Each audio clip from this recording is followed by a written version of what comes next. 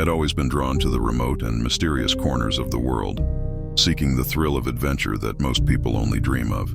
Australia, with its vast landscapes and untamed wilderness, had long been at the top of my list. Little did I know that my journey would lead me to a place so chilling, so otherworldly, that it would test the limits of my courage. My expedition had taken me deep into the heart of Australia, to the lush Daintree Rainforest. This ancient and primal place teemed with life, a cacophony of sounds that both intrigued and unnerved me. I was a lone backpacker, wandering the untamed trails in search of the extraordinary. And extraordinary, I would soon discover, was an understatement. One sweltering morning, guided by a tattered map and my insatiable curiosity, I found myself on a path that led to an elusive dried-up waterfall, nestled deep within the heart of the rainforest. The locals had spoken in hushed tones about the place, telling tales of a waterfall that had mysteriously stopped flowing centuries ago. It was said to be a place of both enchantment and foreboding. As I trekked further into the rainforest, the dense foliage seemed to close in around me, creating an eerie, almost claustrophobic atmosphere. The air was thick with humidity, and my clothes clung to my body, drenched in sweat. My heart raced with a mix of excitement and trepidation, wondering what awaited me at the waterfall's end. Hours passed, and I finally arrived at the clearing where the waterfall should have been. To my astonishment, the tales were true. The once dried-up waterfall now glistened in the dappled sunlight, as if it had come to life after centuries of slumber. The sight was breathtaking, but it was what I saw near the base of the falls that sent shivers down my spine. There, lurking amidst the fallen leaves and trickling water, was a grotesque figure.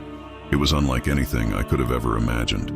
Its body contorted and writhed in unnatural ways, as if it were a creature from the depths of a nightmare. Its limbs twisted and elongated with each step, and the sound of bones snapping filled the air.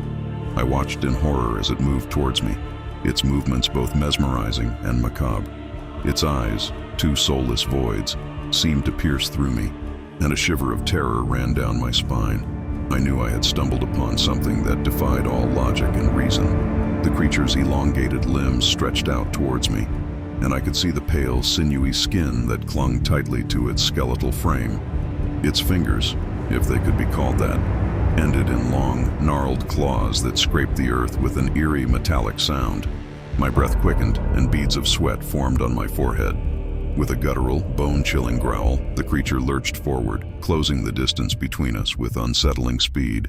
I stumbled backward, my heart pounding in my chest, my mind racing for an escape route, but the rainforest seemed to conspire against me, the tangled undergrowth impeding my every step.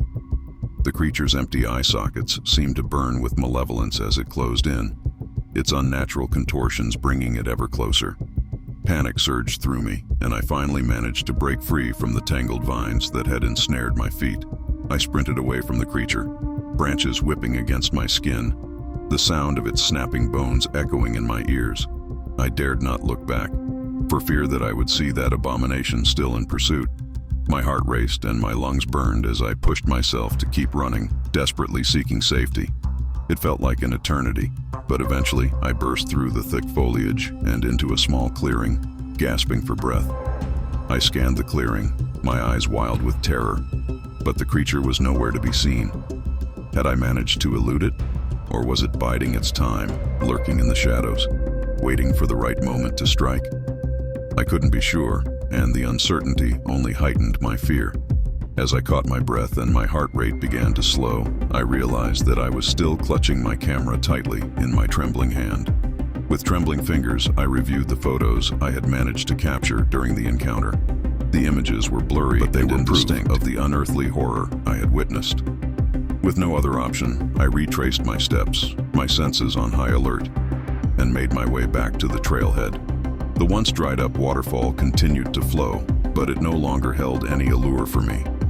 My only thought was to escape the rainforest and put as much distance between myself and that nightmarish creature as possible. As I emerged from the dense vegetation and back onto the familiar path, I couldn't shake the feeling that I had encountered something beyond human comprehension.